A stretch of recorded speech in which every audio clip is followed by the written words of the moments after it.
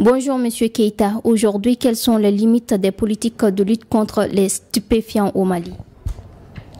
Merci Madame. À mon avis, il y a deux politiques de lutte contre les stupéfiants. Il y a la lutte contre la demande de l'offre et la lutte contre la réduction de la demande. Donc, nous, généralement, c'est le volet réduction de l'offre qui nous intéresse beaucoup. Et c'est sur ce que nous travaillons depuis longtemps.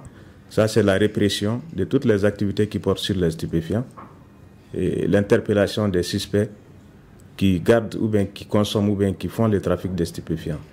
Maintenant, l'autre volet, ça concerne la réduction de la demande de drogue, c'est-à-dire les consommateurs de drogue.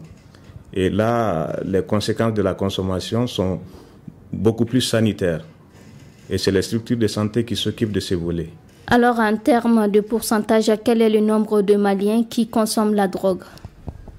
Bon, je ne saurais le dire directement le nombre de Maliens qui consomment des drogues, parce qu'en réalité, il n'y a pas eu de politique, il n'y a pas eu d'études nationales qui a porté au Mali sur ça. Il y a des études qui ont été effectivement faites par certaines structures, notamment Arcade Sida en 2016, mais ça portait sur une frange de population, c'est-à-dire une couche qu'on appelle généralement les populations clés, les utilisateurs de drogue par injection. Ça portait sur Sigasso et puis Bamako. Bon, ils ont donné des données qui montrent vraiment qu'il y a la consommation de drogue par injection dans ce secteur-là, mais il n'y a pas eu d'études qui couvrent toutes les couches sociales au Mali. Donc, je ne saurais donner un pourcentage par rapport à ça. Que deviennent donc les différentes drogues saisies? Bon, les saisies de drogue, quand ils sont effectués par nos services, on les stocke d'abord. Lorsqu'il y a une quantité importante, cette quantité est destinée à la destruction. Et ça, c'est en application des dispositions légales au Mali. Est-ce qu'il existe une politique commune de lutte contre les stupéfiants entre le Mali et les pays voisins? Effectivement, le Mali lutte en synergie avec d'autres pays, parce que le problème de drogue, ce n'est pas un problème d'un seul pays. Généralement, vous entendez parler du problème mondial de drogue, c'est tout le monde entier qui vit ces problèmes.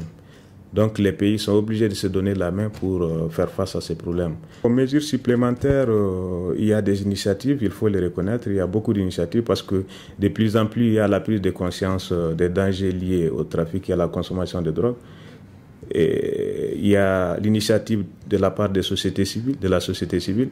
Il y a beaucoup d'organisations de la société civile aujourd'hui qui sont conscientes vraiment que le danger de la drogue touche particulièrement la population et il va falloir agir. Et des organisations ont commencé des séances de sensibilisation pour prévenir les consommations de drogue. Il y a également la population qui commence de plus en plus à comprendre et à connaître les conséquences liées à la drogue. Et nous, l'Office central des stupéfiants également mène beaucoup d'actions dans ce sens pour sensibiliser et informer la population à beaucoup d'occasions pour limiter les dangers liés à la consommation de la drogue. Merci, Monsieur Keïta, d'avoir répondu à nos questions. Je vous en prie, Madame.